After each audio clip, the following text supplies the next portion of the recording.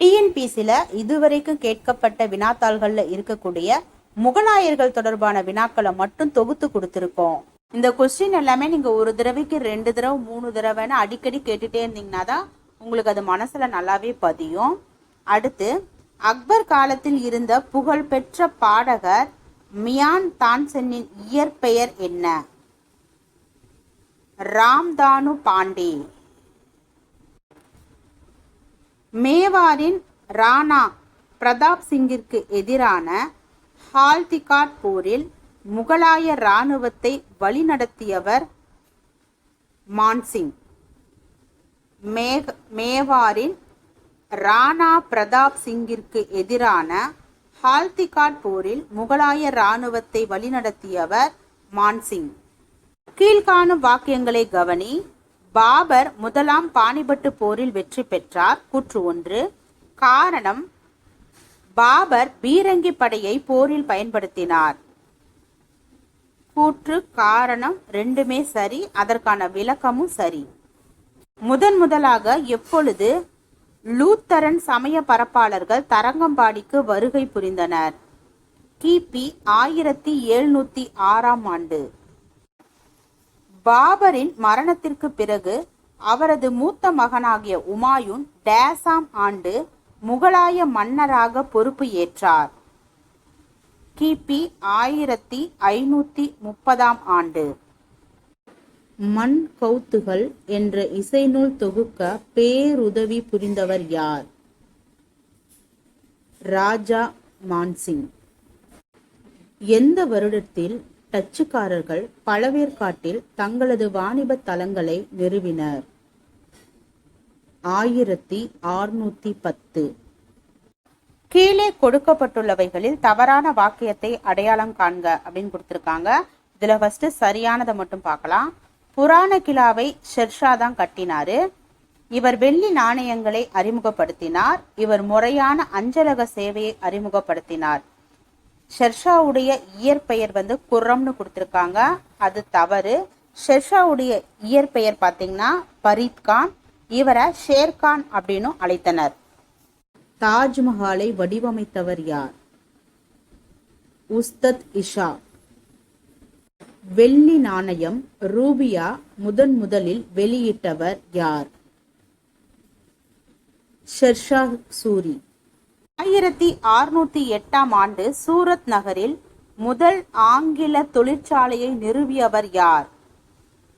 William Hawkins. கீழ்கண்ட எந்த முகலாய மன்னரின் பெயருக்கு அதிர்ஷ்டசாலி என்று பொருள்? ஹுமாயூனுடைய பெயருக்கு தான் அதிர்ஷ்டசாலி அப்படிங்கிற பொருள் இருக்கு. உலகின் ஒளி என்று அழைக்கப்பட்டவர் யார்? நூர்ஜஹான். இந்தியாவில் முகலாய பேரரசின் கடைசி அரசர் யார்?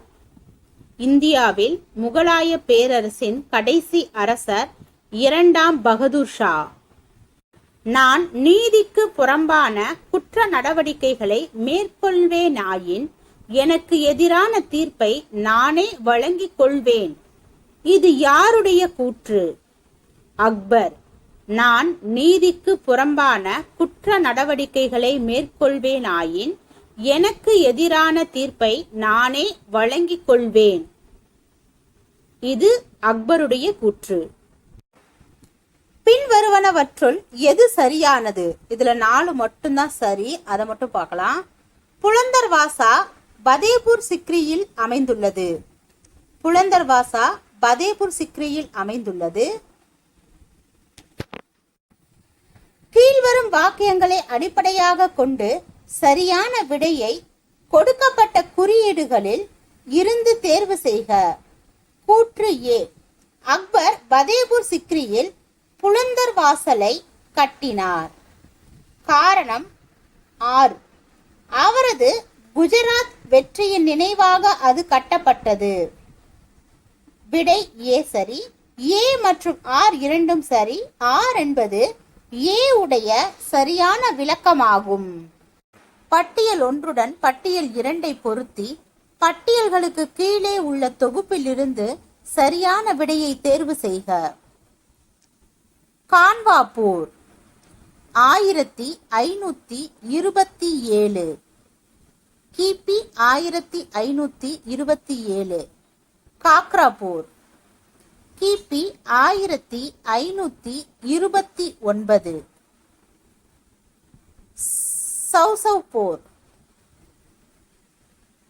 கிபி 1539. கன்னோசி போர் கிபி 1540. சரியான விடை பி.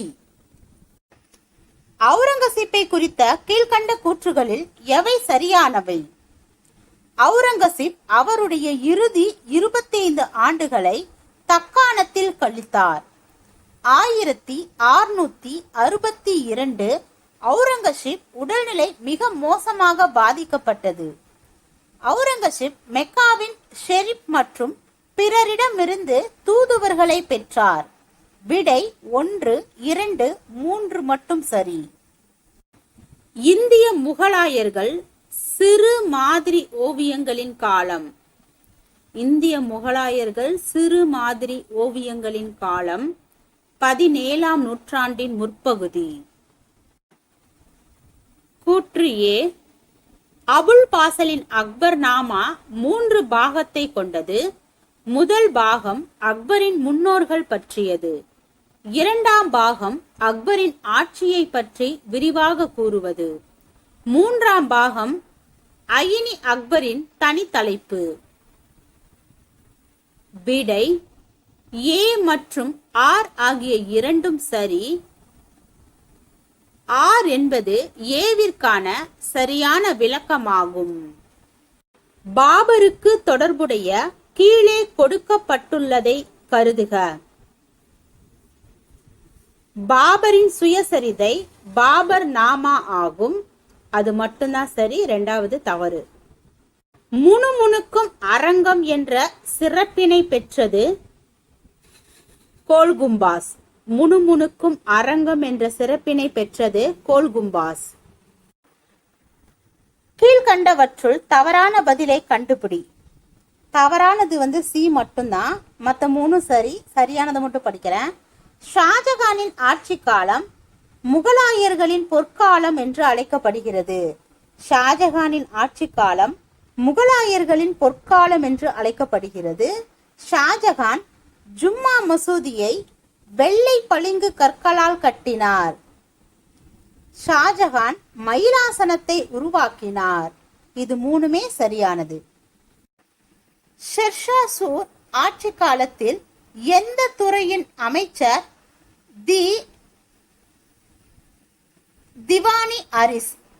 திவானி ஹரிஸ் என அழைக்கப்பட்டார்? படைத்துறை திவானி ஹரிஷ் என அழைக்கப்பட்டது. அல்புகர் கோவாவை டேஸில் இருந்து வெற்றி கொண்டார். யூசுப் அடில்கானில் இருந்து வெற்றி கொண்டார். இத்மத் உத்தௌலா என்ற நினைவு சின்னத்தை எழுப்பியவர் யார்? இத்மத் உத்தௌலா என்ற நினைவு சின்னத்தை எழுப்பியவர் ஜஹாங்கீர். கீழ்கண்ட வாக்கியங்களை கவனிக்கவும். அக்பர் அவருடைய ராஜபுத்திர கொள்கைக்கு பெயர் போனவர். அவர் ஜெய்ப்பூர் அரசர் ராஜா பிகாரி மாலின் முதல் மகளை திருமணம் செய்து கொண்டார். கீழ் கொடுக்கப்பட்டவற்றிலிருந்து சரியான விடையை தேர்வு செய்யவும். இதுல பாத்தீங்கன்னா ஏ மற்றும் பி இரண்டுமே சரிதான். அடுத்து கீழ்காணும் வாக்கியத்தில் சரியானவற்றை தேர்ந்தெடு. கூற்று ஏ. ஹுமாயூன் ஒரு ராஜதந்திரியாக நடந்து கொள்ளவில்லை. காரணம், அவர் தன்னை எதிர்த்து கலகம் செய்தவர்களை மீண்டும் மீண்டும் மன்னித்தார். ஏ மற்றும் ஆர் இரண்டுமே சரி. மேலும் ஆர் என்பது ஏவிற்கான சரியான விளக்கம். ஷாஜகானை எதிர்த்து தக்காணத்தில் புரட்சி செய்தவர் யார்? கான் ஜஹான் லோடி. ஷாஜகானை எதிர்த்து தக்காணத்தில் புரட்சி செய்தவர் கான் ஜஹான் லோடி. தவறுபடா ஆணையை பிரகடனப்படுத்திய முகலாய அரசர். தவறுபடா ஆணையை பிரகடனப்படுத்திய முகலாய அரசர் அக்பர். சீக்கிய குரு தேஜ் பகதூரை கொலை செய்த முகலாய மன்னன் யார்? அவுரங்கசீப். எந்த ஐரோப்பிய நாடு இந்தியாவிற்கு முதலில் கடல் வழியை கண்டுபிடித்தது? போர்ச்சுகல். பொறுத்துக. பாபர், காபுல் பாக், ஹுமாயூன், தின்பனா, அக்பர், புலந்தர்வாசா, ஷாஜகான், திவானி காஸ். அக்பர் அமைத்த இபாதத் கானா அதாவது வழிபாட்டு கூடம் அமைந்துள்ள இடம். அக்பர் அமைத்த இபாதத் கானா அமைந்துள்ள இடம் பதேபூர் சிக்ரி.